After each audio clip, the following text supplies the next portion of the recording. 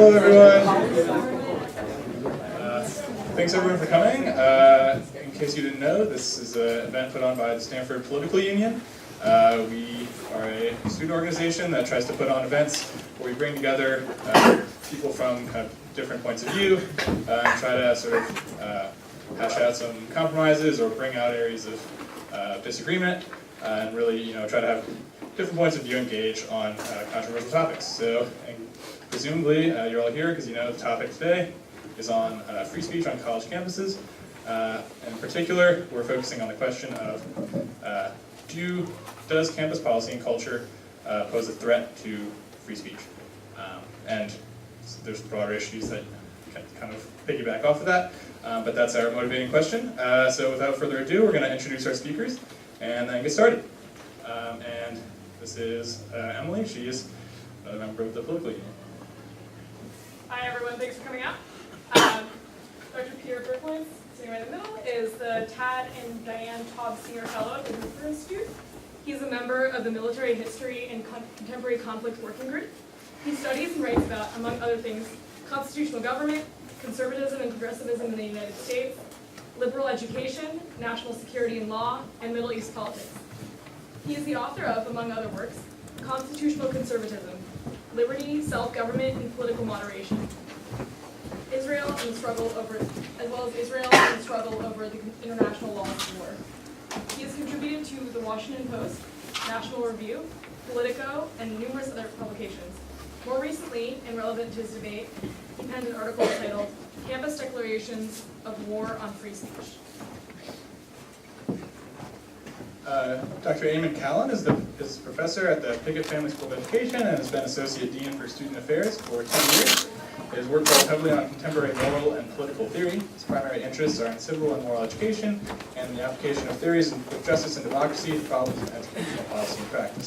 Dr. Callan teaches a class called Free Speech, Academic Freedom, and Democracy, and recently he has written an article called When to Shut Students Up, Civility, Silencing, and Free Speech.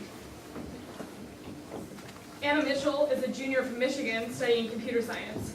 She is editor-in-chief of the Stanford Review and a research assistant for the Global Digital Policy Initiative. She likes political philosophy and economic history and is especially interested in international security, tech policy, and financial technology. She has interned on Google's civics team, Andreessen Horowitz's policy teams, and at a fintech startup, Neighborly. Sid Patel is a PhD candidate in civil and environmental engineering. So Anna is here and Sid is over there. Everybody's going to be spelling name, I suppose. PhD candidate in civil and environmental engineering and a master's student in economics. He has organized with Students for Justice in Palestine and helped lead the divestment campaign here in 2015. He participated in the recent walkout against Robert Spencer's speech, and he's a member of the International Socialist Organization at Stanford. Justin Hsuan is a senior majoring in philosophy. He's the co-president of Stanford College Republicans and has worked at organizations including Ascend Public Charter Schools, the Charles Koch Institute, the Office of Rep. Kevin McCarthy, and the Office of the U.S. Trade Representative, the Bill Ames Center for the American West, and Brookhaven National Lab. And finally, we have Arnav Mariwala is a co-term master's student studying geophysics. As an undergrad, he graduated in 2017 with a degree in physics and minor in history. At Stanford, he served as vice president of the Stanford Energy Club and in various roles at the Stanford Daily, including deputy desk editor for news. More recently, he served as an opinions columnist for the Daily, where he authored several pieces on national politics, campus issues, and the intersection of science and public policy. All right. And with that, we'll get started. First speaker is Professor Berkowitz.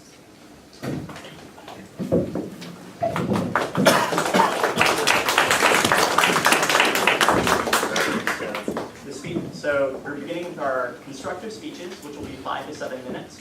I will be giving the speakers time cues when there's a minute left, and Professor Berkowitz.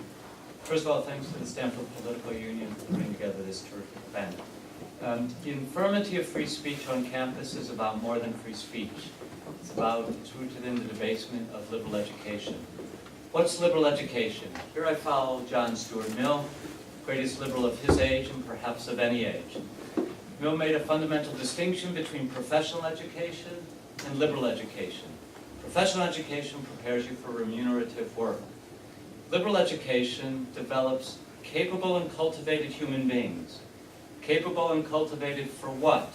For freedom, to flourish as free men and women, to engage in self-government and engage in the governance of the country.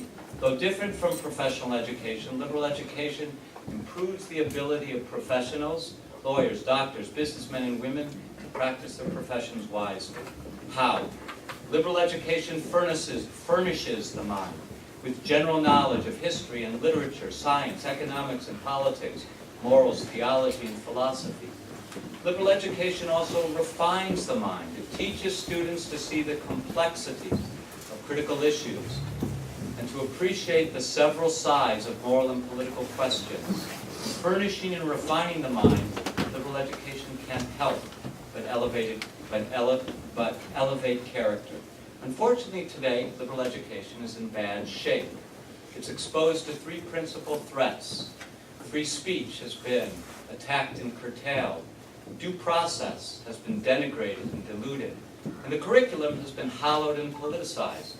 These are not separate and independent threats. They're intertwined. They all rest on the conceit of infallibility.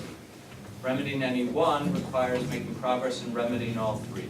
Consider free speech. From trigger warnings and microaggressions and safe spaces to speech codes and disinviting speakers and shutting down lecturers, free speech is under assault. One of the reasons for this is that according to Gallup and other polls, students are increasingly unfamiliar with what the First Amendment protects. When students are told that the First Amendment protects offensive and even hateful speech, they dislike the First Amendment. Why has free speech fallen out of favor? In part because students, faculty, and administrators suppose that there's a fundamental conflict between free speech on one side and diversity and inclusion on the other. The more free speech, so the argument goes, the more pain and suffering for marginalized students. This way of arguing, this way of thinking, I believe, reflects a faulty understanding of free speech, of diversity and inclusion in education, or both. A campus that upholds the principles of free speech and encourages exercise of free speech is by its very nature diverse and inclusive. It offers marvelous benefits to all, regardless of race, class, sex. These include the opportunity to express your views and to test your ideas and your thoughts with the best evidence and arguments at your disposal, to hear a range of other views, some of which will complement, some of which will conflict with your own, and to be part of a special kind of community, one devoted to intellectual exploration, the pursuit of the truth. Yet these days, free speech has been truncated. This has not occurred in a vacuum. It's closely connected, I believe, to the evisceration of due process in disciplinary proceedings dealing with allegations of sexual misconduct. Both the exercise of free speech and the evisceration of due process suppose that there's really little to be gained by listening to other arguments, to other views. Both rest on the conceit of infallibility. It is increasingly common on campuses to presume guilt by referring to accusers as victims and the accused as perpetrators, to deny the accused full access to the charges against them, to the evidence against them, to deny him the right to cross-examine witnesses, to use the lowest standard of proof, preponderance of the evidence, even in cases of allegations of sexual assault, rape. Some universities have even been known to disregard their own rules and regulations to get their preferred results. Please do not misunderstand. Sexual assault is a heinous crime. All allegations should be fully investigated. Those who bring them should be offered immediate medical care and, where appropriate, psychological counseling. Those found guilty should be punished to the full extent of the law. But there is no legitimate justification for abandoning due process, the cornerstone of legal justice in a liberal democracy, in campus cases of wrongdoing connected to sex. The harm goes beyond, this is my point, it goes beyond those accused, wrongly accused and wrongly found guilty. The evisceration of due process accustoms students, male and female alike, to submit to the exercise of arbitrary power. The conceit of infallibility, about which Mill warned, is also at work. this conviction that other people's opinions are noxious or worthless is also at work in the hollowing and politicizing of the curriculum. The hollow curriculum leaves students ignorant of their own civilization and other civilizations. It also deprives students of a fund of common knowledge that would enable them, you all, to communicate more effectively both your agreements and disagreements.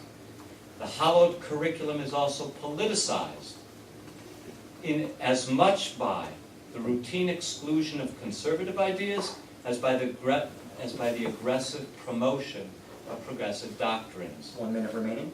Worse, higher education has been failing, not exclusively, there's some honorable exceptions, but higher education is generally failing to teach the truly liberal principles that explain why study of both progressive and conservative ideas is essential to free men and women. To reinvigorate free speech on campus, in other words, we need to restore liberal education. And that means also reinstating due process and renovating the curriculum. Thank you. Thank you, Professor Berkowitz. So after each of our constructive speeches, we're going to offer the other panelists to raise a couple questions to the speaker who just went. If there are any, if they're not, we'll continue on to the next speaker. So among the panel, do you have any questions for Mr. Berkowitz?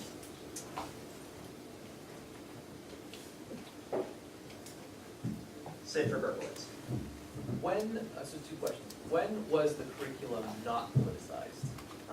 So can you point to a time in history when there weren't substantial political influences on the development of university curricula?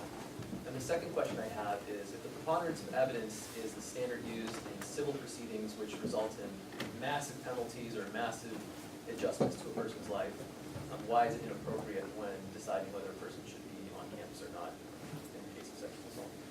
Let me answer your first question with another question. Whenever has there been a period of human existence in which crime hasn't been committed? In all periods, crime has been committed. In all periods, there have been an inclination to politicize the curriculum. That's true. That's no excuse for politicizing the curriculum today.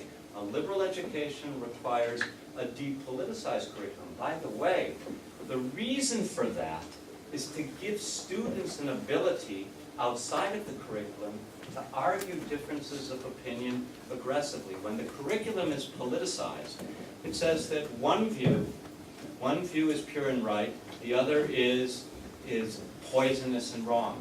I want political discussion on campus. To get that political discussion, it seems to me we need a curriculum that is open to a range of views. The second question concerned Preponderance of evidence being standard in civil proceedings. well, yes, as soon as, but when a civil wrong is dealt with, and when the same kinds of protections that are afforded defendants in civil cases are afforded students here, they might consider it. But on campuses today, an accuser can bring an allegation of sex without consent. That's not a civil wrong. That is a crime for which people can go to jail for decades. When that kind of serious crime is involved, it seems to me we need the kinds of protections that the criminal justice system provides. All right, thank you, Professor Berkowitz and Sid. And now we'll move on to the next speaker, Professor Callan. Yeah. Let's pass the microphone to you.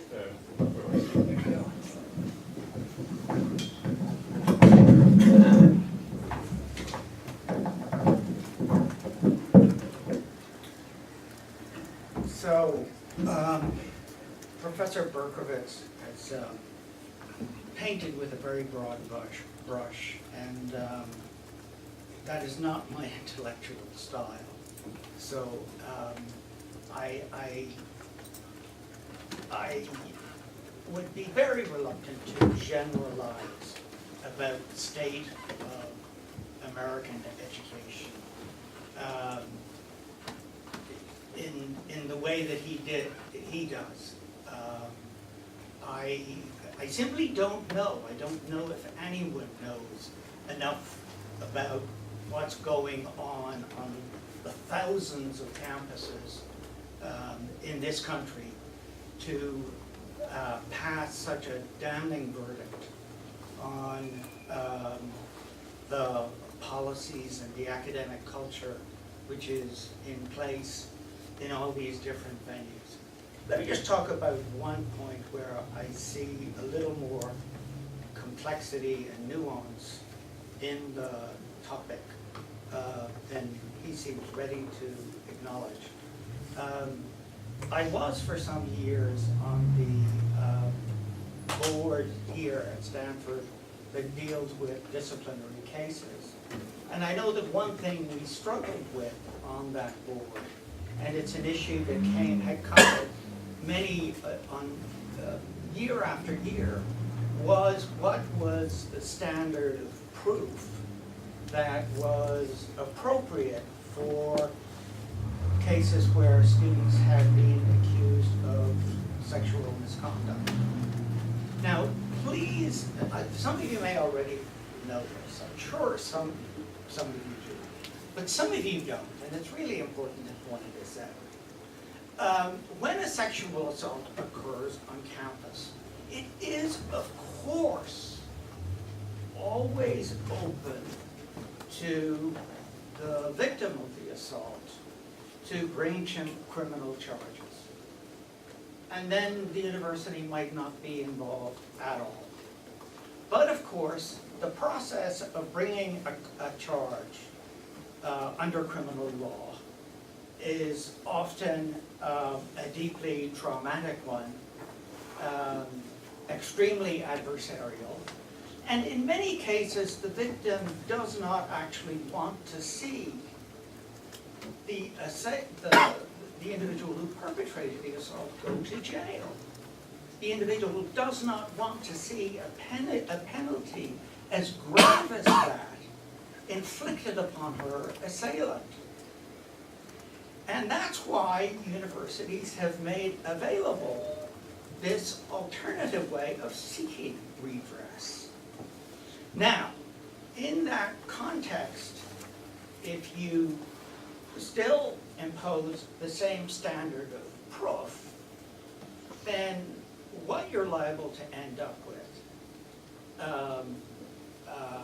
given, as you would in a criminal case, is an acquittal. Almost always you will end up with an acquittal. And so the trend over the years has been for fewer and fewer women to make these charges. And then the argument is made, well, if in civil cases where the freedom of the individual is not at stake, but onerous financial penalties may be imposed, we're willing to settle for something less than the presumption of innocence. Perhaps it's fair to settle for something less than that in this kind of case as well. Now, I am perfectly willing to acknowledge that that argument may be wrong, but it's not wicked. And we shouldn't talk about it as if wicked people who are presuming their own infallibility are trying to take over the university. That, it seems to me, is a gross misrepresentation of what reasonable people are doing in order to achieve a little more justice in the world. Perhaps wrong-headedly. So if we're talking about being open-minded and really trying to appreciate the value of the arguments that other people may have to make, if we are really trying to approach this in the spirit of John Stuart Mill, then perhaps we should walk the talk. I do think there is a serious problem of academic culture here, because I don't think even those of us who pretend to be devotees of the virtues that characterize the liberally educated are very good at walking the talk. I don't see much open-mindedness in the lives of my students. I don't, you know, I have trouble being as open-minded as I would like myself. It's not an easy virtue to, you know, it's a bit like chastity. You really have to struggle with yourself to pull it off. When I read student papers, you know, the one thing that always strikes me about the typical bad paper from a very bright student is almost invariably the side they want to argue against is simplified and misrepresented in order to make it easier to debunk. And that's one of the problems we have in America right now. I mean, that's the apogee of our polarization, is that we have caricatured each other to the point that we just don't hear each other anymore. 1 minute remaining. Oh, you can shake it.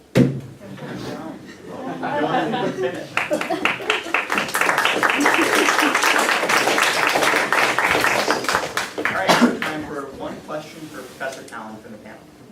Professor Berkowitz. Thank you for that. I think we agree that sexual assault is a heinous crime. Maybe the only worst crime is murder. My question is, do you think that committees of faculty members, students, and administrators are competent to investigate murders? One student is accused of murdering another. And if not, why would they be competent to investigate something nearly as serious, if not as serious, allegations of sex without consent? I think that's a very good question. I have never sat on such a panel, and frankly, I would be loath to do so. From what I've heard from people who have been willing to do this, cases where they've been willing to reach a verdict are cases where, in their judgment, the truth was pretty clear. In fact, there's some empirical research to indicate that the shift from presumption of innocence to, I forget what the next standard is, what is it? Clear and convincing. Yeah. Makes less of a difference than one might think. So people might, if people are sensible enough, I assume they would play it safe. But I think your question is a very reasonable one, and that's why at the end of the day, I may be willing to say with you that university should not be involved in this business at all. But I think the motivation for getting involved in this in the first place was not any nefarious attempt to imitate the Vatican. All right, thank you, Professor Callan.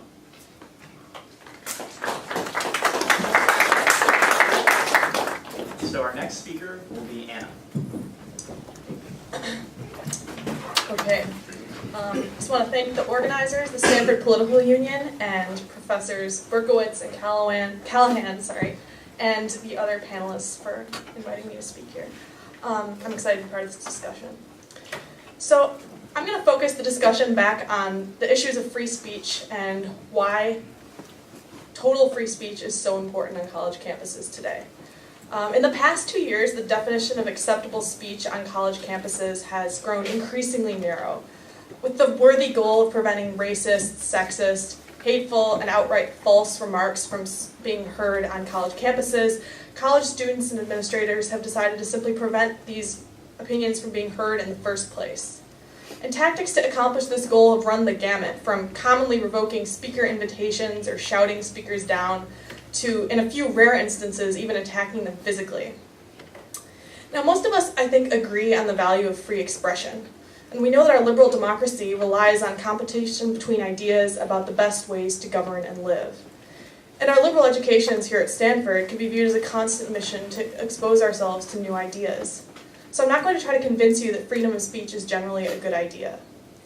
But where we don't disagree is what should happen to speech on the boundaries of general speech, speech that's considered impolite or unproductive or unacceptable on college campuses. And while it's easy for us to support the right of those that we agree with or that we don't feel too strongly about to speak on college campuses, we are more reluctant to stand up for speech that we strongly disagree with or that seems to personally attack what we hold dear. And it is speech like that that many of our peers at other colleges have taken issue with. What are we supposed to do with speech that is hateful, polemical, or outright false? And should universities, who are supposed to be making their students feel at home, welcome speakers to campus whom a portion of their students find offensive? I think this issue is crucially important, and this is where today's campus controversy lies. I'm guessing that some of my fellow idealistic panelists will say that universities should try to create some sort of objective standard about what sort of speakers should be funded by the university and hosted by student groups. Such a standard for civilized and productive speech would ensure that the future leaders of our country only engage with serious ideas and aren't accidentally swayed by propaganda. But such an objective standard is impossible. It will be inevitably politicized and biased, and it will harm our intellectual growth by creating echo chambers on our campuses. And it very likely will magnify the impact of those disagreeable speakers on national dialogue as well. In my few minutes here, I'm going to try to convince you that free speech on college campuses is meaningless unless university policy, within the limits of the First Amendment, of course, allows for all speakers to be invited and funded, and for them to be able to speak without other students shouting them down. In short, freedom of speech means nothing unless it is applied in the most unpopular circumstances. So in past years, various colleges have raised ire for disinviting speakers whom students have found objectionable. One organization counted 360 instances of disinvitations in the past few years. Williams College students, for example, hosting an uncomfortable learning series designed to expose students to ideas outside of the mainstream, decided to disinvite a prominent critic of feminism, Suzanne Venker, after intense backlash from their fellow students. Brandeis University even rescinded its decision to grant prominent critic of Islam, a former Muslim from Somalia and women's rights advocate, Ayaan Hirsi Ali, an honorary degree because some perceived her work to be too critical of Islam. So why is this bad? Shouldn't universities have the authority to disinvite speakers whom a portion of students find extremely objectionable? In theory, this sounds wonderful, but the issue in practice is that it is impossible to impartially decide what an objectionable speaker is. Should it be someone who subjectively threatens students' safety? This description could be extended to everyone from Islam critic Robert Spencer, who might indirectly encourage anti-Islamic violence, to Dartmouth professor Mark Bray, an expert on the Antifa movement who has argued that some violence against white supremacists is justified. Or should it be speakers who promote hateful or violent things? This could encompass everyone from former Secretary of State Condoleezza Rice, who was pressured out of giving a commencement speech at Rutgers for sanctioning the invasion of Iraq, to former President Barack Obama, who was responsible for drone strikes on civilians in Pakistan. 1 minute remaining. Or perhaps we should require a majority of Stanford students to approve a speaker through a campus-wide vote. But this would likely result in very few, and most likely no Republicans from ever speaking on campus. Given that they represent half of our country, I think we could agree that this would probably be a bad thing.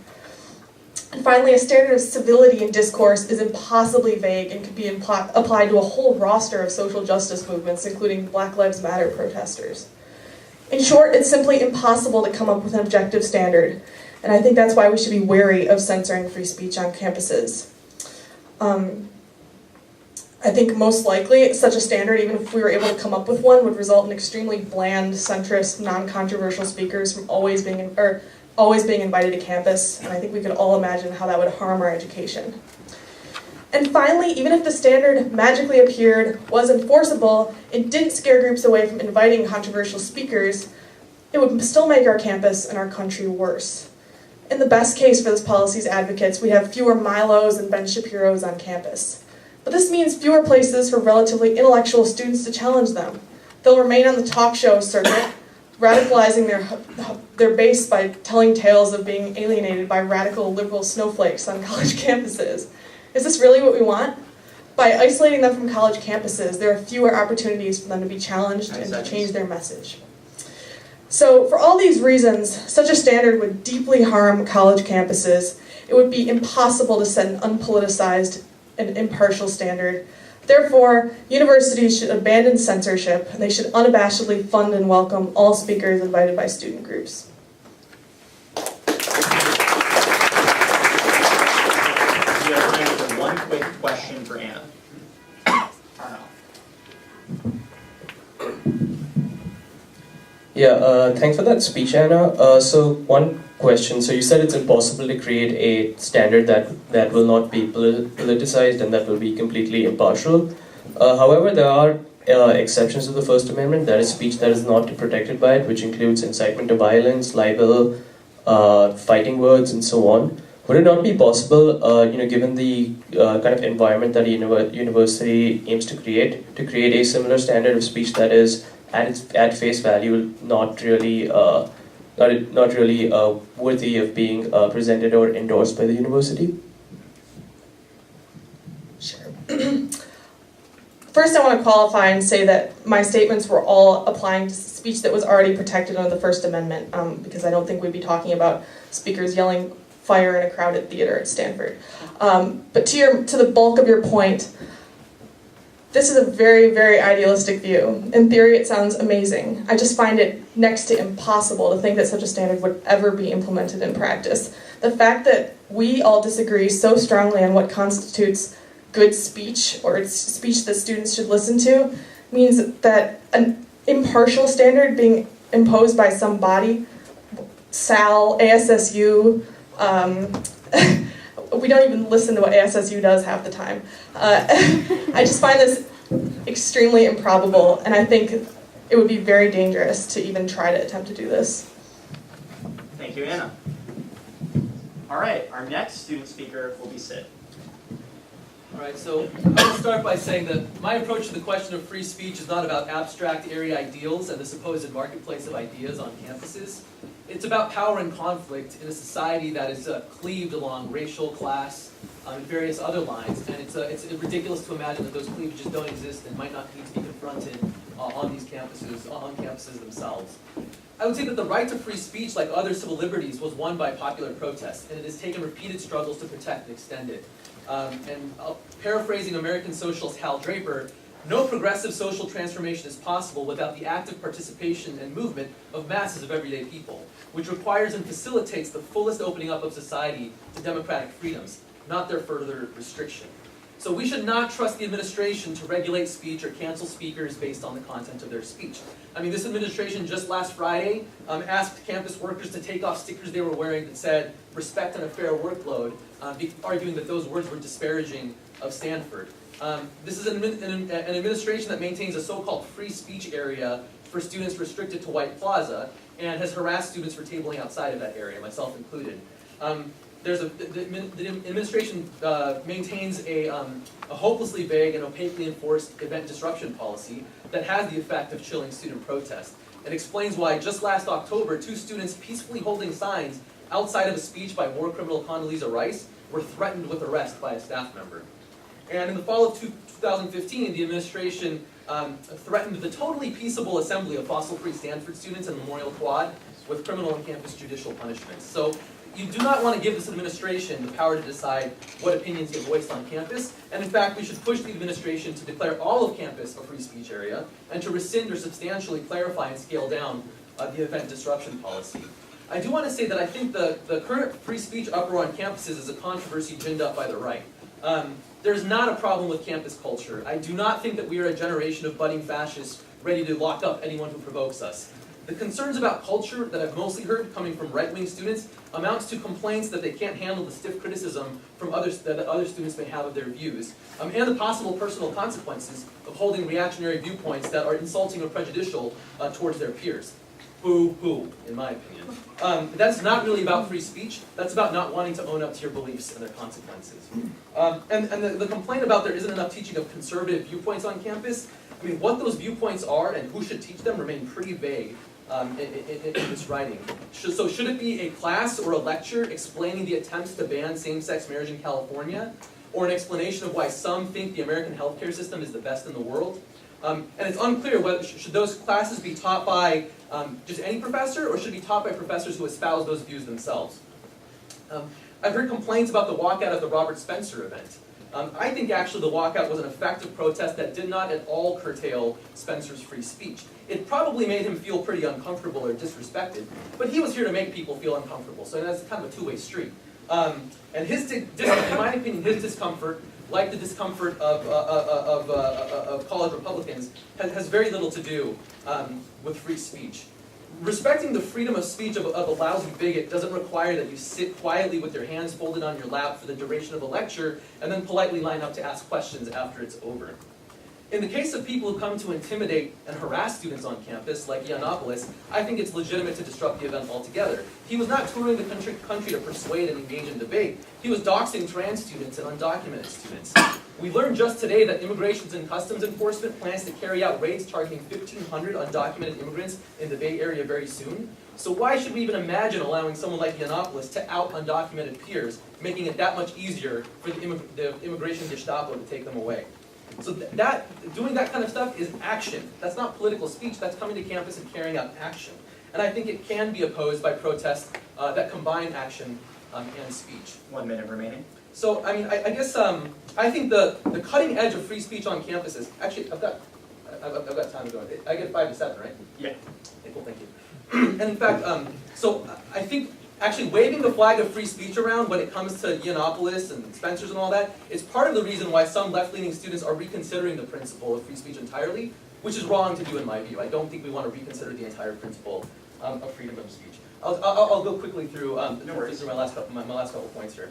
I think the actual cutting edge of free speech on campuses and in the country right now is the movement to build international solidarity with the Palestinian struggle, and I'll go through why that's the case. In the fall of 2016, the UC Berkeley administration temporarily shut down a student-organized course on Palestine, a settler colonial analysis, under pressure from the State of Israel and off-campus Zionist organizations.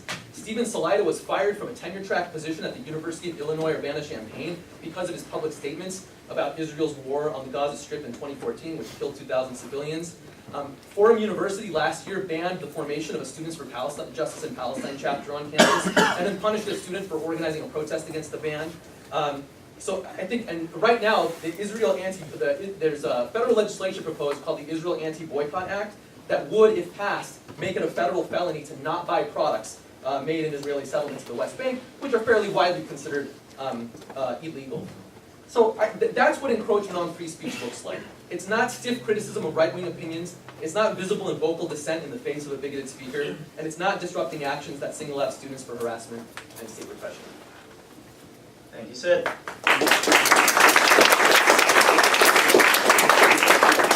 All right, again, one question. We have to keep it pretty quick. Professor Berkowitz.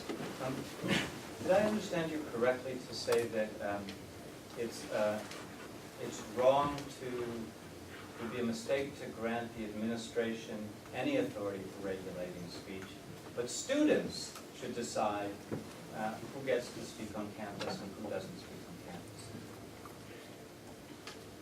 Yes. And I would have arguments with people if I thought that their intent to disrupt a particular speaker would be counterproductive. Yeah, I think it's perfectly fine for students to mobilize to disrupt a speaker if they think it's a clear and present threat to students on campus. All right, our next student speaker will be Justin. I want to begin by thanking my fellow debaters on this panel, Anna, Sid, and Arnav, as well as Professors Berkowitz and Callan, for taking the time to be here tonight to discuss this incredibly relevant issue. I also want to thank the Stanford Political Union for making this whole event happen. This is my second time speaking at an SPU event, and they are always great to work with. Now on to the topic at hand, campus culture and how it may threaten free speech. First off, I want to make clear what I believe in. I believe in unfettered speech on campus, from anyone, on any topic, expressing any opinion. My prime values are intellectual candor, the free expression of even the most controversial opinions, and freedom from harassment when expressing those opinions. I will not be offering justifications for why these values ought to be the prime ones, as I believe Anna has done a fine job of that, but moreover that they seem to be self-evident to any who truly believe and want to live in a culture of open-mindedness and fairness, as I trust the good people in this room do. The unique point that I would like to make is one strictly of campus culture, and I believe as a student I can speak to that. I wish to criticize what I see to be intellectual failings among the students of this campus and on campuses across the nation. Allow me to explain what I mean by these intellectual failings. All I argue is this: too many students today have a fundamental misunderstanding of what being a student actually entails. Too many students today seem to be confused as to what they are trying to accomplish during their time in college. For me, the answer is clear. I am here to seek knowledge, to broaden my world. At the very bottom, I am here strictly to learn. I certainly do have larger goals for the remainder of my adult life, but I understand those as being for another time. My role on this earth might one day to be an agent for social change and justice, but as long as I am enrolled as a student, that is my role first and foremost. Each of us students needs to look within ourselves and ask what we see as our roles on this campus. Do we accept this role of student wholeheartedly? What are we here to do? Are we here to learn from the most brilliant scholars in their respective fields and from our inspiring and accomplished peers? Or are we here to mold the university in our own image as part of a larger narcissistic mission to bend the world to our will? Intellectual candor, academic freedom, and freedom of speech have been replaced on campuses as primary values by the misshapen and misguided values of narrow acceptability and ideological correctness. Students have come to mistakenly believe that the creation of their supposed utopian society, one of perfect justice and perfect equality, necessitates the elimination of all viewpoints they deem contrary to this society. Moreover, these students have come to believe that it is their primary mission to facilitate this ideological cleansing through suppression of campus speech. These students believe in a firm demarcation between good and bad speech, and have taken it upon themselves to be lawmaker, judge, jury, and police force when it comes to deciding and enforcing the speech red line. I do not think university administrators are free of blame for the creation and proliferation of this toxic culture either. We students have the right to let university administrators know when we have complaints and suggestions about speech. But administrators have the right, and I also believe also the responsibility, to ignore us or correct us when we are ignorant, immature, or just plain wrong. So ultimately, how can we combat this toxic campus culture? All I ask is this: that students rededicate themselves to true learning and intellectual growth, not the pseudo-learning that comes within a thought bubble. I ask that students accept that we do not know as much as we think we know, that it is neither our responsibility or our right to regulate what is good or bad speech, and that when we try to regulate speech, we end up not being very good at it. I don't think this proposal is so radical, and I urge you all to consider it. Thank you. All right, any questions from the panel for Justin? Sid? Do you think it has been the case in American history that racial injustice has existed on campuses? And if so, would you have counseled, let's say, black students in that situation to just commit themselves to learning and not worry about what was going on campus, and maybe once they graduate, do something to fix the situation on campus? Well, I agree with you that certainly throughout history there's been racial discrimination on campuses. For example, at universities there have long been discriminations against blacks being able to enroll. There have been Jewish quotas.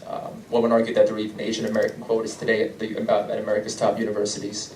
But my point still holds that ultimately those at university are here to learn, and that their role should be student, full stop. I criticize those who see their role as student-activist, student-freedom fighter, student-anything really.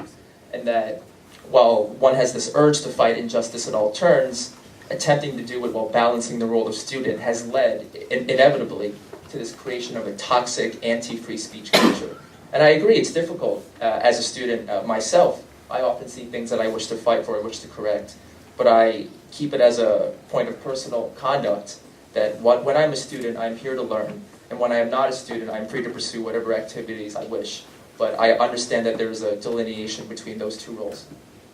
All right, our final student speaker will be Arnav.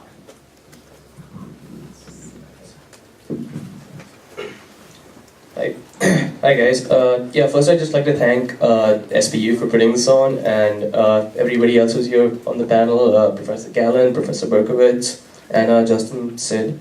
So I'm just going to outline my speech real quick. I'm going to diverge a little bit away from the debate about campus culture and talk about institutional threats to free speech on campus and in academia, and then kind of conclude by going back to campus culture there. So earlier this school year, as a few dozen Stanford students peacefully disrupted a speech by the self-described Islamophobe Robert Spencer, the University of Wisconsin's Board of Regents approved a new policy that would suspend or expel students who peacefully disrupted campus speeches and presentations. This applies to all campuses of the University of Wisconsin. This is not an isolated case. Across the country, from Arizona to Florida, state lawmakers have introduced bills that would significantly curtail and criminalize acts of protest. This has an outsized impact on college campuses, given that they act as epicenters of activism and social movements. While few of these laws have been enacted, for example, the University of Wisconsin's policy is an exception. It does showcase how extensive the push to silence protest is, and protest being a form of speech protected under the First Amendment. The central mission of a university is to facilitate both the creation of new knowledge as well as the teaching of new knowledge. To achieve the former goal, it is imperative that academic freedom and the freedom to challenge orthodoxy are enjoyed without the prospect of retaliation. Similarly, achieving the latter goal requires that universities foster an environment that is both inclusive and allows students to push boundaries and challenge orthodoxies. Thus, we can agree that preserving free speech is essential to the function of a university. However, it is imperative that we do so in a manner that is inclusive and adds value. Discussions around free speech tend to center around the disruption of controversial, usually right-wing speakers by student protesters, usually led by left-wing groups. Nevertheless, it is as important to address how institutional policies and their long-lasting material impacts affect free expression on college campuses. When we see attempts to create policies that curtail academic freedom, defund the study of certain topics, and retaliate against academics and students for expressing themselves peacefully, we must therefore acknowledge that free expression is under threat. As Arizona attempted to criminalize certain forms of protest, it also attempted to ban ethnic studies programs in universities and colleges funded by the state. Before that, Wisconsin legislators threatened to withhold funds from the University of Wisconsin due to a planned course on whiteness. Meanwhile, we have seen faculty like Stephen Salaita denied academic positions due to their opposition to Israeli policies, as well as the recognition and harassment of student groups engaging in Palestine-related activism. I think Sid has spoken about this in detail, so I'm not really going to go more into it. At the federal level, there has been a ban on federally funded research on gun violence since the 1990s, ostensibly because such research might be used to advocate for gun control. Under the current administration, we have seen similar attacks on studies to understand and mitigate the effects of climate change, up to and including proposals to defund agencies that provide much of the data required for climate research. So the damage done by these actions will be long-lasting and will have material consequences. At the most direct way, it could be increased deaths from gun violence due to our lack of understanding of the problem, a lack of preparedness for climate change, the blackballing of academics critical of Israeli policy, or simply speaking, distrust and persecution of academia and restriction of the freedom to explore certain topics. At a policy level, therefore, this is and will continue to be an organized threat to free expression on college campuses. Therefore, we have a responsibility to stop it from doing long-term damage to academic institutions and everyone connected to them. While doing so, however, we must acknowledge that free expression is not absolute, even in a country that has the broadest definition of free expression in the world. While clear exceptions to free speech, such as fighting words, libel, and incitement to violence, are obvious and codified into law, universities must take a more expansive view to include speech that harms and devalues the university and members of its community. Speech ultimately is not exempt from the same power dynamics that create inequities in our society, and if a university is to achieve the goal of being a dynamic and inclusive space, it is imperative that it recognizes that and takes appropriate action. To put it bluntly, when the views of a controversial speaker, for example, invalidate the humanity of a group of people, they actively detract from the university's mission. Therefore, the university does have a responsibility to create some sorts of standards that exclude certain kinds of speech. For anyone looking to encounter shocking, hateful, offensive, contrary points of view, the entire internet is at your disposal. However, using university resources to promote these points of view runs counter to the goals of a university. As noted by New York University professor Ulrich Bayer, protecting free speech on campus requires us to ensure its conditions for a wider group of people. A university cannot do so if it entertains speakers who actively dehumanize entire groups of people while pushing out ideas with little intellectual heft. Thank you for your time. Look forward to any questions. Question from Anna. I really admire your attempts to make sure that only civil discourse occurs on college campuses. My question, though, is how do you take into account that cultural standards change over time? My concern is that, for example, in the 1960s South, if the university administration at the University of Alabama, for example, had the power to determine what was acceptable speech on campus, black students would have been totally prevented from protesting. So how do you account for changing cultural standards? Sure, thanks. That's a great question. I think that kind of hits at the heart of the matter. I think whenever we come up with what is a good standard, I don't think we keep it fixed in stone, right? We do update it as cultural norms change. We've seen that with free speech today. However, when I say that there should be certain standards set or certain limits set, I think it's important to ask to use the harm principle of John Stuart Mill and ask yourself, does the unrestricted totally laissez-faire exercise of this freedom infringe on the freedoms of other people? And if you have a speaker, like, for argument's sake, let's use Milo Yiannopoulos, who's actively infringing on the freedom of trans students and undocumented students that have a good education, I think that's quite clearly a case of something that should be restricted, or something that does not really fulfill a standard of enhancing everybody's education there. So yeah, I do think there will still continue to be gray areas here, but you can very clearly set a standard that would exclude speech that is directly hateful and does actual harm to students in universities.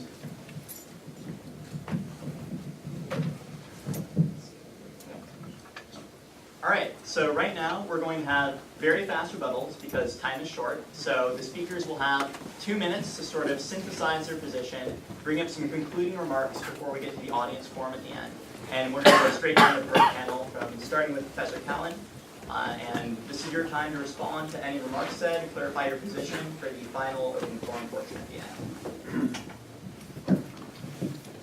end. Yeah, there's so many interesting comments that have been made that I'm tempted to respond to. One point in particular, though, I think can be made rather crisply, and it is very important. I would strongly agree with those who say that the universities should leave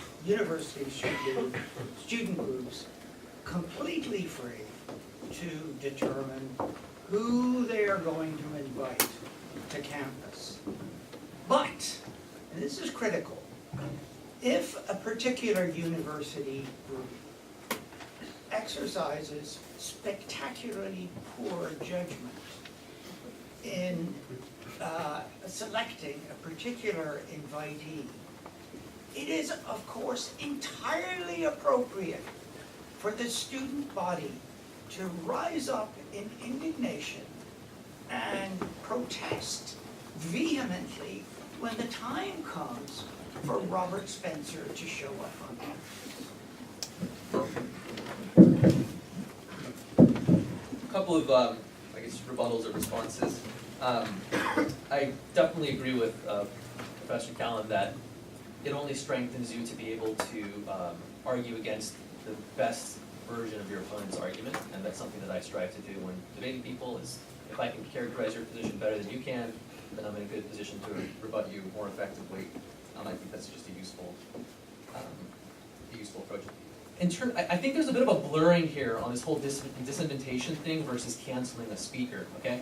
If you're inviting someone to honor them at a commencement ceremony or give them an honorary degree, or something, the administration is extending an invitation as an honor, and then they say, hey, you know what, we don't want to give you that honor. That's not an infringement of free speech. That's like, well, yeah, you know, it turns out we don't really want to honor you. It's a whole different matter if someone invited Condoleezza Rice to say, hey, come and explain why the war in Iraq was such a great idea. And then the university says, no, we don't want you to do that, we're canceling your speech for you. Those are two totally different things, and blurring the two is actually a disservice to the argument that anyone's trying to make. And I will... Last thing. The Me Too moment has demonstrated that sexual harassment and assault is pervasive, and I think all organizations have a responsibility to root it out and establish processes to keep that stuff from happening and keep accusers or assaulters from doing that within their organizations. I think just advocating that and saying we'll let the courts figure it out is, I mean, given the pervasiveness of it, I think is a total disaster, and it's a recipe for its continuation in form after form.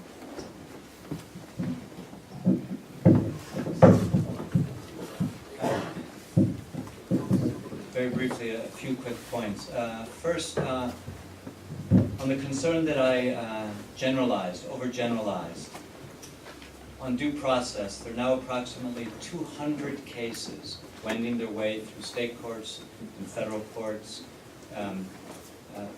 men who are accusing their universities of depriving them of due process. More than 200 cases since the Obama administration in 2011 changed universities' obligations under Title IX.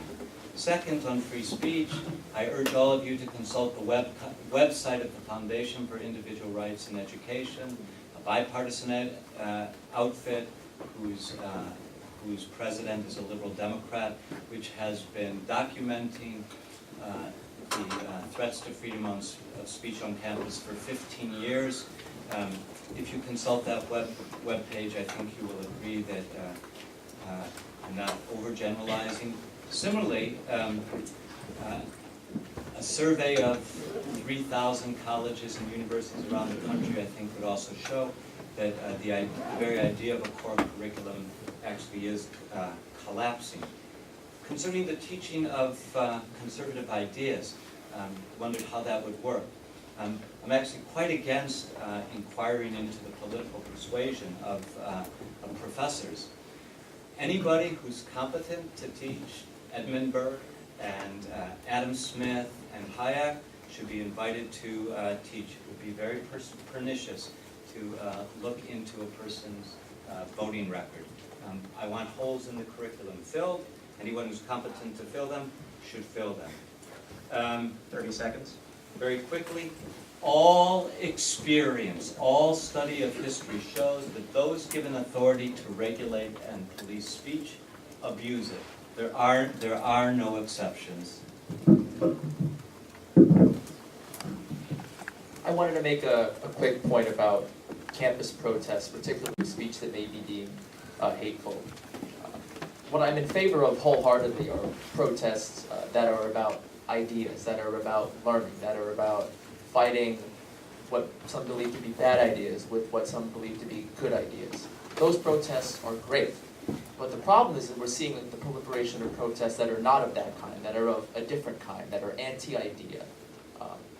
I'll give you an example. I was president of the organization that invited Robert Spencer to campus, and we saw two kinds of protests that night. We saw a protest outside of the event where concerned members of the community got together and discussed why they thought his ideas were bad and why they had other ideas that were worthy of sharing. That protest I wholeheartedly support.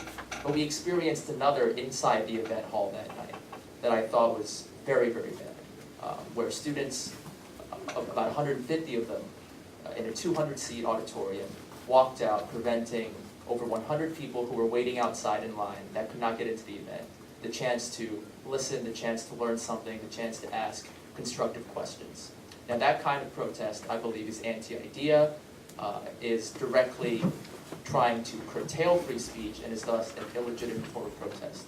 I also wanted to make a quick point on what I feel is the difficulty in drawing some sort of objective standard with regards to speech that is good or bad. I think the discussions we've had along the table illustrate this difficulty in that all judgments of good or bad speech inherently become political. 30 and seconds. It's very difficult to say when the judgment is political, whether something is objectively good or bad. And if it's impossible to set a standard, we should abandon the goal of trying to find a standard. All right, I first want to quickly address the argument that there is not a serious problem with campus culture. I think this is definitely not true, and I think that the argument has been slightly misrepresented. I am not arguing that as a right-leaning student that I feel bad that people aren't listening to my opinions. I'm arguing that I'm unhappy that when speakers who represent my opinions come to campus, they're violently attacked or shut down.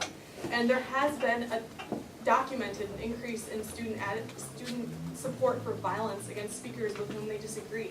A recent study from the Brookings Institution just showed this. So there are statistics to back this up. Secondly, I want to address the point, kind of building off of what Justin said, that student protests and students shouting down and disrupting an event are somehow different from university administrators shutting down an event.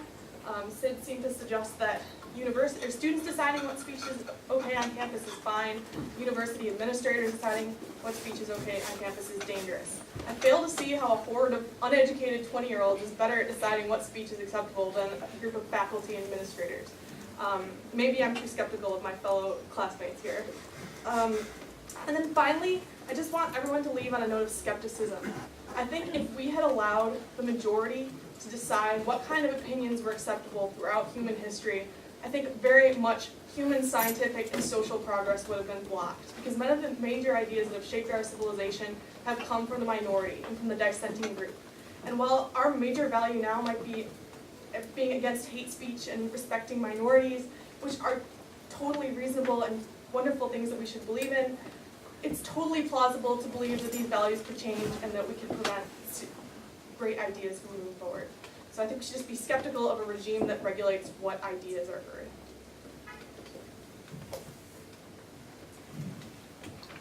Alright, thanks everybody for that. I just want to emphasize two major points. The first is that the biggest threat to speech on campus is, like a campus culture.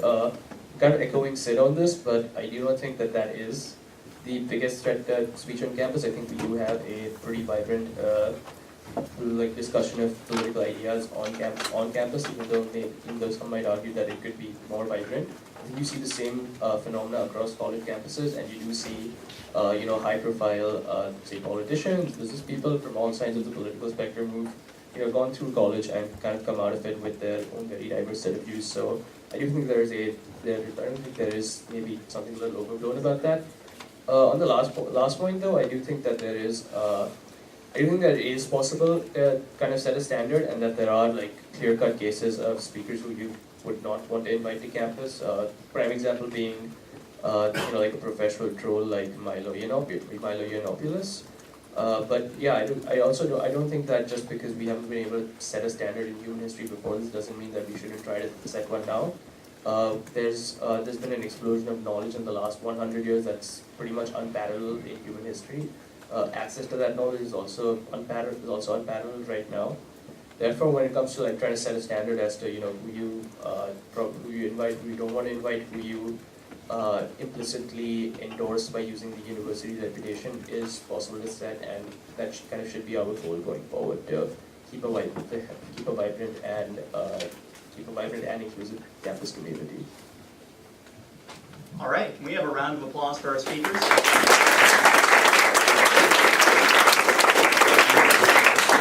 So this brings us to the final portion of the event, which will be an open forum for the audience to pose a question, which I will direct towards the panel. So it could be that a question is proper for the entire panel to sort of answer quickly, or more instances. So now's the time. If you have any questions, raise your hands. Yes. Tenure has long been considered an institution on college campuses that protects free speech and intellectual freedom. Professors who are awarded this honor cannot be dismissed without a very extensive and seldom used system of review by which can be dismissed. At least one of panelists, Anna, you recently co-wrote an article that called for the resignation of a Stanford professor, David Colombo Liu, of comparative literature, under the condition that he do not cease his association with an organization he founded called the Campus Anti-Fascist Network. Given that this professor is not called for violence, as far as I can tell, against any individual or group of individuals, how is a call for this professor's resignation sort of reconcilable with the defense of free speech? Does this not establish a precedent by which students may attempt to sort of have a referenda on professors remaining at the university? This is dangerous. All right, so to what extent, if any, should we regulate the speech of professors? Should tenure be a strong shield against it? Should there be limitations? We'll start with Anna, then go to Professors Berkowitz and Callan. Sure. I just want to clarify that my argument is not that, for example, the university should fire a professor for being part of an organization that advocates violence. I think that would be a clear infringement on a professor's free speech. I do think, however, that within free speech, people have discretion, especially professors, to determine whether they should be associated with known violent movements. The Antifa, domestic Antifa has been recognized by the national government, by the FBI, to be a domestic terrorist organization. And while the Campus Antifa network may claim to stand for other things other than, and not violence, why would it name itself Antifa? To me, it makes no sense. So I think the broader point is, of course, professors can do what they want, but professors should be discretionary in what sort of organizations they join, whether they should join organizations that are known to be violent, whether the organizations that are known to be racist. That seems clear to me. All right, professors, do you have anything to add here? Because very close to your current situation, I'm sure. I know David. I like him. I heard in this. So, I need to learn more about this. I don't know, I too know nothing about the particulars of this incident. There are a lot of difficulties wrapped up actually these days with the institution of tenure. In some ways, the institution of tenure has come to serve the opposite ends that it was designed to serve. Now it actually becomes a way for entrenching various orthodoxies in the university. That having been said, I myself be extremely reluctant, for the same reasons that I'm extremely reluctant to regulate any other kinds of speech, extremely reluctant to give university authorities the ability to withdraw tenure because they disapprove of opinions uttered by faculty members. That's a very dangerous path. May I ask if those opinions are of the type that would violate the First Amendment, would that position still hold? Well, in other words, if a faculty member falsely cried fire in a crowded theater, or a faculty member said, meet me at the White House at 8:30 tomorrow morning, bring your torches, yeah, that would be different. That's criminal. That's a different sort of matter. All right, next question. I wanted to return to Sid's point about free speech not necessarily being a marketplace of ideas, but about a question of power and conflict. From my understanding, Sid seemed to be arguing that even if free speech did exist, it's more used by the right to silence people on the left, namely pro-Palestine supporters. And after the Trump administration has taken over, there have, and it has been mentioned, a lot of states that have implemented laws that prohibit protests that is often associated with movements from the left. My question is for the conservatives on the panel. You all seem to think that the main issue with free speech comes from the right, a minority that the campus culture no longer validates opinions as being true. Do you think an equal issue exists in terms of persecution of the left's ideas? Does that exist on the same magnitude as persecution of the right's ideas? Let's start with Professor Berkowitz. Of course, on university campuses today, I don't agree with that. However, I certainly agree that the left's opinion should be protected, just as the right opinions. The expression of everybody's opinions. Now, by the way, I could be wrong, but I don't think it's correct to say that Wisconsin or any other state has passed laws that criminalize left-wing protest.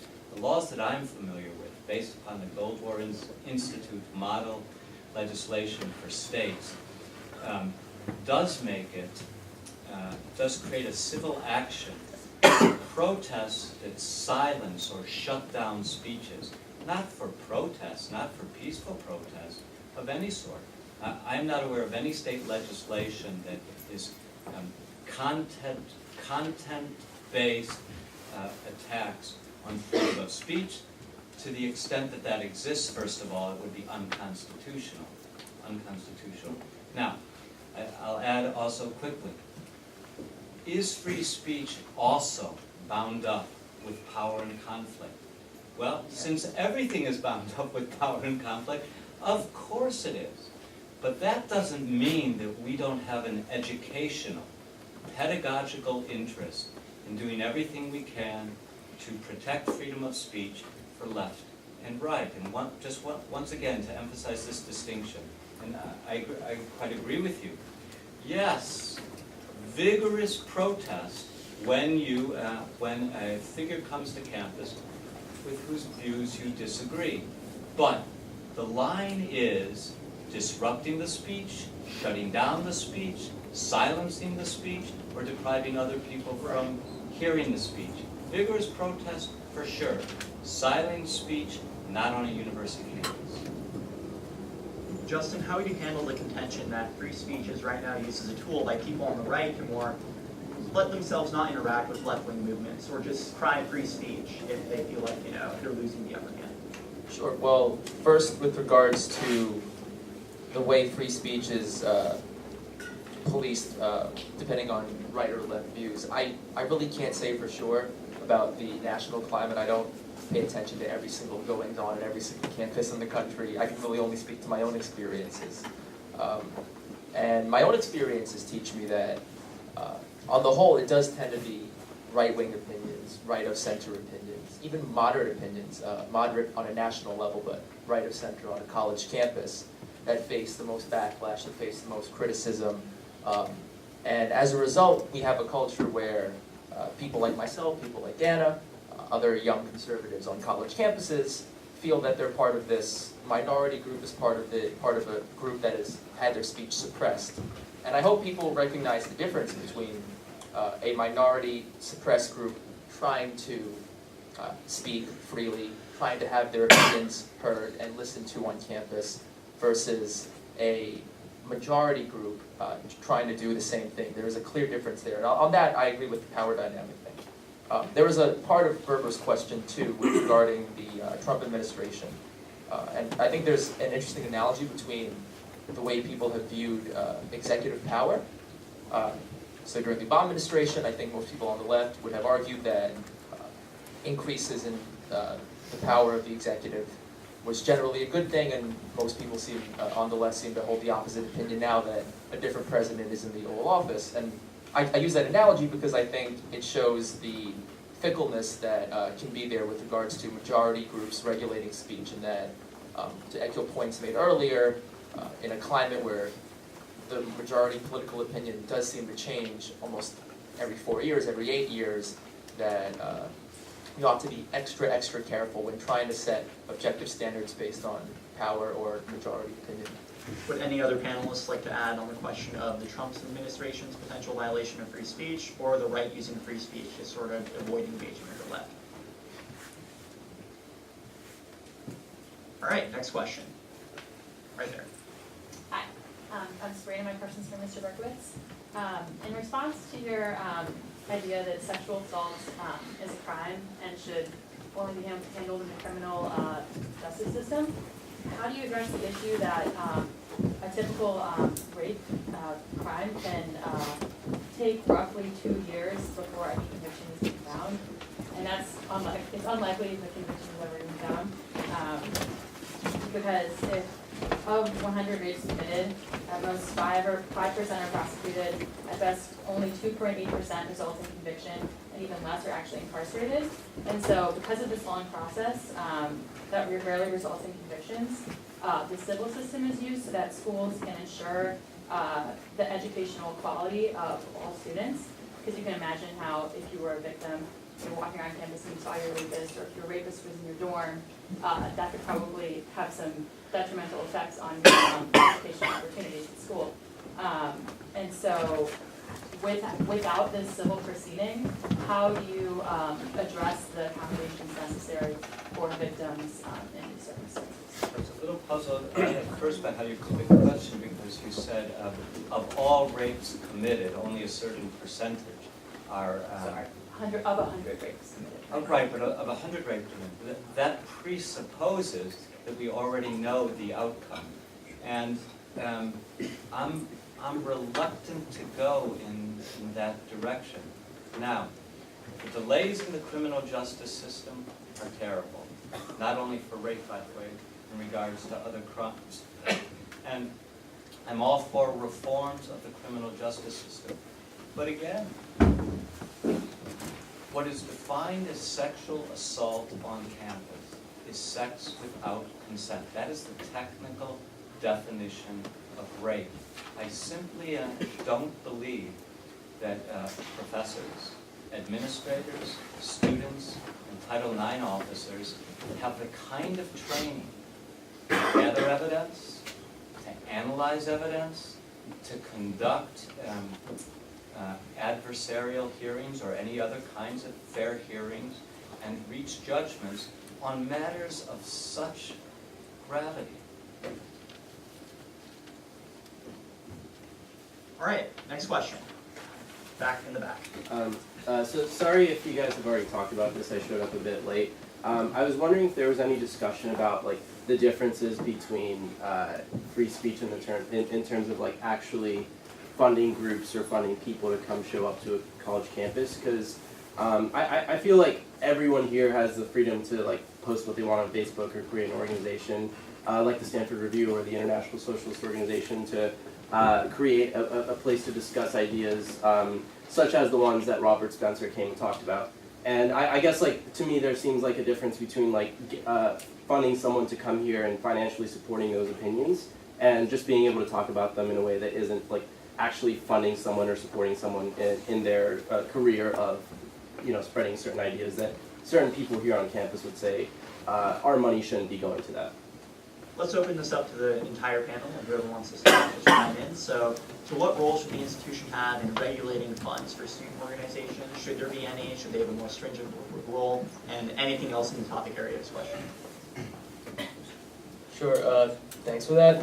So I wish I'd been more specific in my speech at the end, but I think it presupposes that anytime any student group invites a speaker to campus or a speaker ends up coming to campus, there are going to be university resources used for that, right? Like at the very least, I don't know, buy coffee for the speaker. Yeah, I think that, so as I outlined in my speech, I do think that there are certain standards that you can set, and that you can create as to, you know, who do you want to spend university resources on. As for the second part of your question, I think most people on the panel will agree with me, but it'll be interesting hearing what they say. I think that it's pretty much impossible for a university to out and out come and say don't say this or don't post this particular thing on Facebook unless it of course it covers speech that isn't protected by the First Amendment. In fact, in California, I believe it's illegal for universities to discriminate on the basis of the content of your speech. It's called the Leonard Law. So yeah, I think that's pretty much where I would stand there. Yes, I also agree that we're not really talking about just students being able to say what they want to their friends and online, because that's not really a serious issue here. But to the point of what universities should have to fund, that's a really important question. I think that's one of the main questions in this controversy. But I think, again, it comes down to this question of standard. yes, we don't want, it would be ideal to not have people's student activities fees going to pay for someone ridiculous to come speak on campus. But how, again, are we going to determine this? Who is going to determine this? Would we trust an ASSU to do this? Would we trust a panel of students and professors to do this? How do we ensure that it's not biased? Because of this, I think it's just always easier to err on the side of letting everyone speak. I also think that it's concerns that suddenly Stanford would get a huge influx of extremely hateful speakers who are going to be doxing students is unrealistic. Definitely Robert Spencer was doxing students, and that's very unfortunate. But I think it's unrealistic to think that we're suddenly going to be faced with 20 Milo Yiannopoulos on campus. I think the far greater danger is that we risk, by setting some standard, excluding other thoughtful, provocative speakers who could be very useful to our education. Yeah, to your question, I think it's important to note that money, for most intents, is equivalent to speech, and that denial of funds to a student organization to invite speakers that they want to invite is equivalent, in my opinion, to the denial of their right to speak. There's a clear difference, I think we can all agree on, between one student group that the university judges as good, getting, say, $75,000 to invite a big-name, prominent speaker with great ideas, and another student group whose goals and missions the university judges as bad, being denied funds and being forced to simply talk amongst themselves in an old union meeting room. One opportunity is clearly better educationally, and I think denying funds to student groups is equivalent to a denial of their equal educational opportunities as other student groups. Let's get through the panel just because of time. Okay. Yeah, I mostly agree. I don't think you want fees to be tied to approval of speakers on the basis of content. For me, like, if I was here in the 60s and I wanted to bring Malcolm X to campus, and the university was like, well, we have to have a bunch of police for that, or security for that, and you have to pay for that, and I can't afford that, I wouldn't want that dynamic to become a hindrance to bringing, the Hueys or the, Nelson Mandela, who was considered a terrorist by the American government for a good long time, like all this kind of stuff. I think we should err on the side of not allowing the administration to tie up fees with the content of speakers. I have to think more about what I think about organizations like the ASSU, because I still tend to agree that you wouldn't want much discrimination in terms of the content of speech. You could argue that the ASSU is a political organization, though. Like it's elected on the basis of, sometimes in some places student unions are elected on the basis of political ideas, and so then I think perhaps you're electing people to make political judgments. So that I'd have to think about a little bit more. Okay, great. All right, next question right there. Okay, on the note of what we just talked about, we're here and we're able to opt out of paying certain student fees. FOHA sends the link out every year. You seem to just imply that you are entitled to my money because you're bringing someone to speak, and I'm not allowed to not give my money to you. Like, that opt-out is problematic. That's literally what you just implied. So why do you, as a conservative, why do you think you're entitled to my student fees because you're bringing someone to campus and it'll infringe on their speech rights if you don't have my money? And I'm not allowed to opt out, despite the fact that my giving you money is compelled speech. Like, how do you rationalize that? Well, I believe you misunderstood my initial point. I'm fully aware of the student opt-out. I use it myself to not...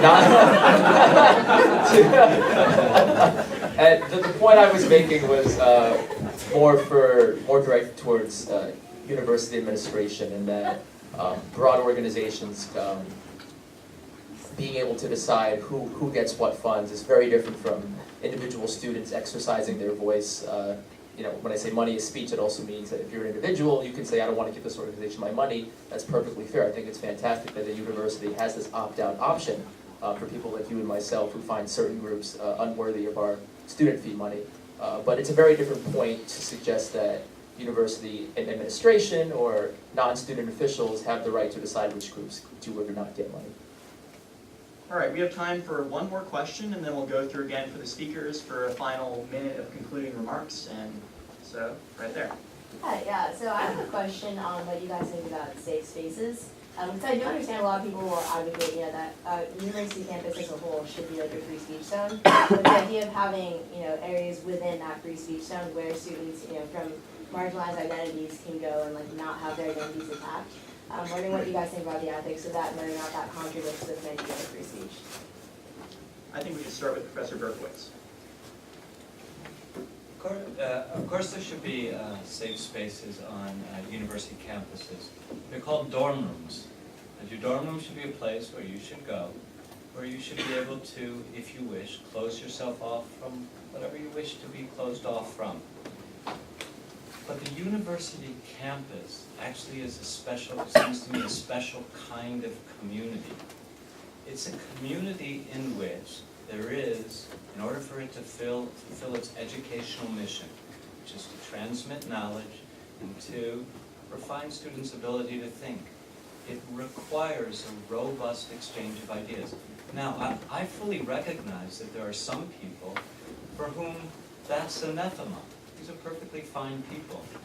Just like, if you have a fear of flying, you probably shouldn't go to pilot school, right? But you don't say, we need airplanes to move across the ground because I have a fear of flying. So, yes, every human being needs a private space, even at a university, dorm room.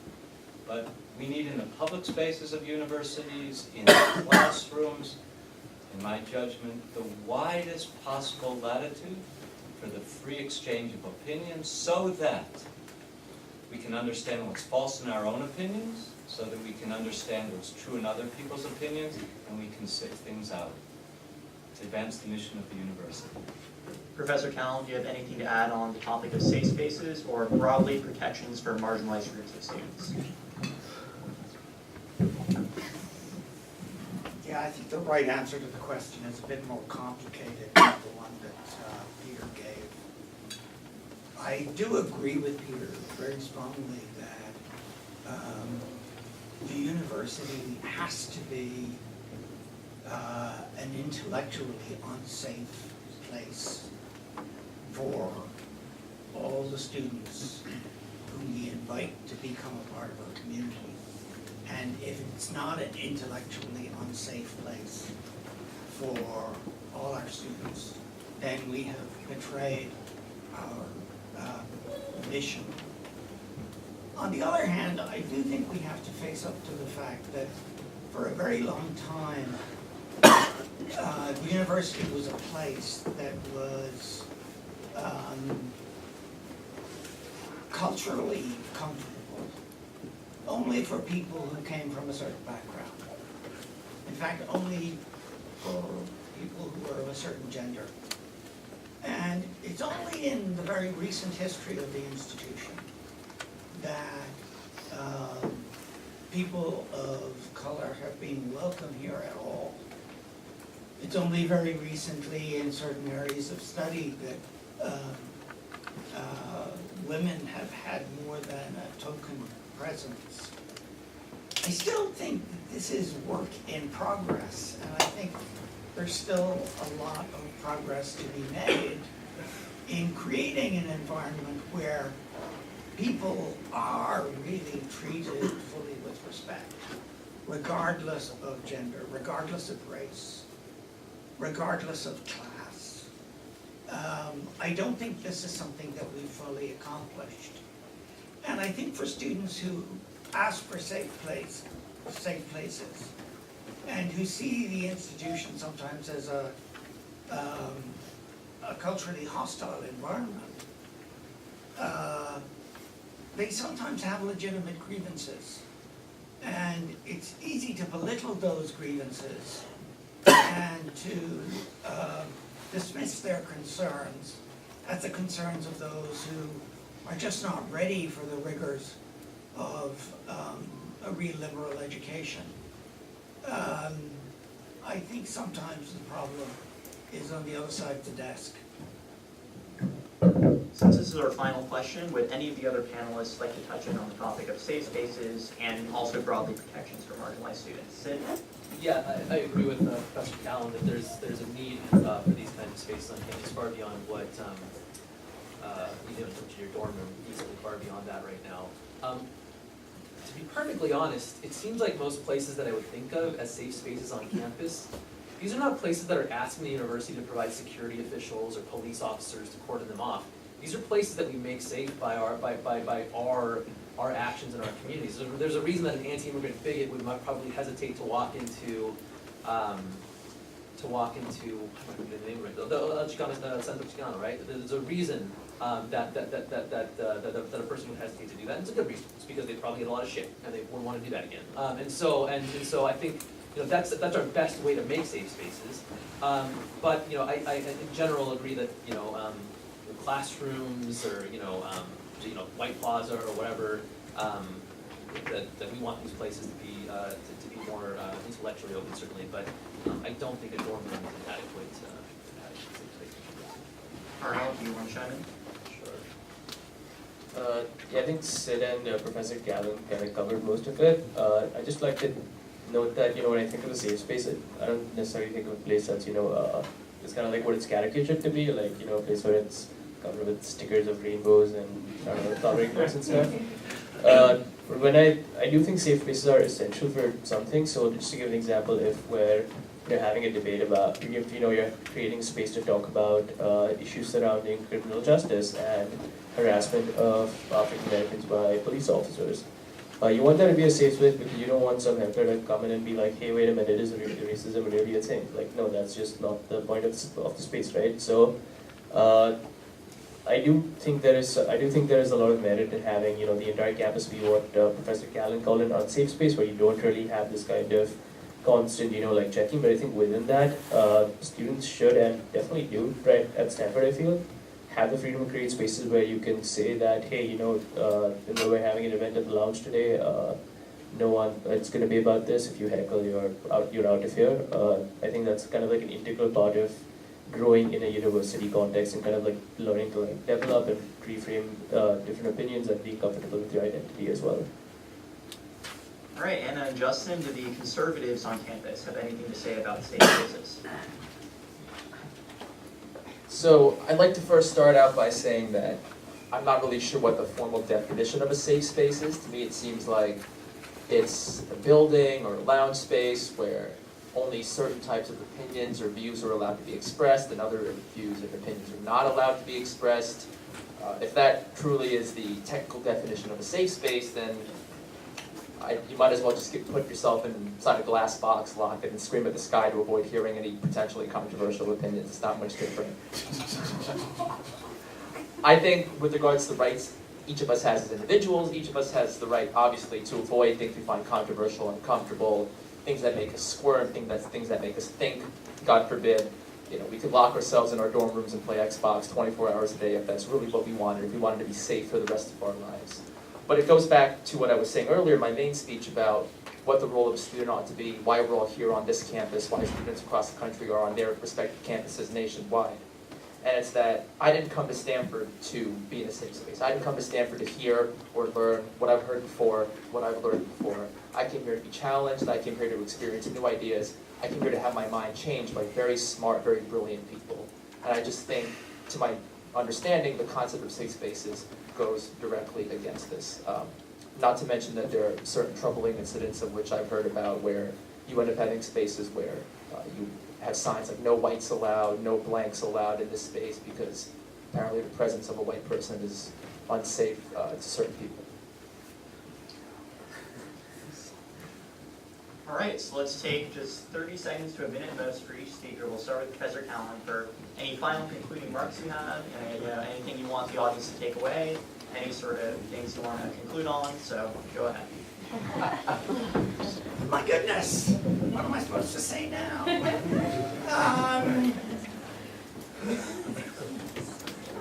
You want to go before me? Sure. Because I have no idea what I'm going to say.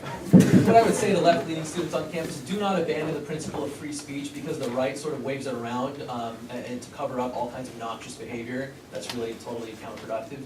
Don't abandon the principle of free speech on that basis. Number two, intimidation, harassment, and fascist organizing activity I think is a perfectly legitimate target for disruption.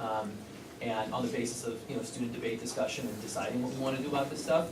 And in the midst of those discussions, I will probably more often than not argue that that it's better to let this event proceed and then figure out how to voice our protests within it. But in some cases, I would definitely argue that let's shut this one down. Okay. What I would say to the left, and I guess I'd say the same to the right, with slight changes, is that I think whatever your political persuasion, I'm almost certain that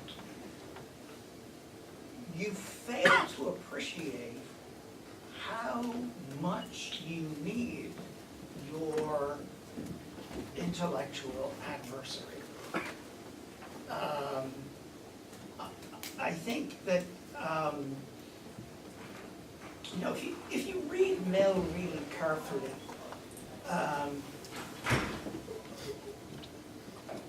you discover that learning and conflict for Mill were absolutely inseparable. And if all your conversation and all your thought is devoted to essentially verifying your prejudices, then your learning is thwarted in a very profound way. You need to seek out people who disagree with you profoundly, from whom you can learn. And unfortunately at Stanford, if you are on the left, it's kind of hard to find many people, alas, because they're kind of thin on the ground. Those who are on the right are much more lavishly endowed with learning opportunities in this regard than the left are.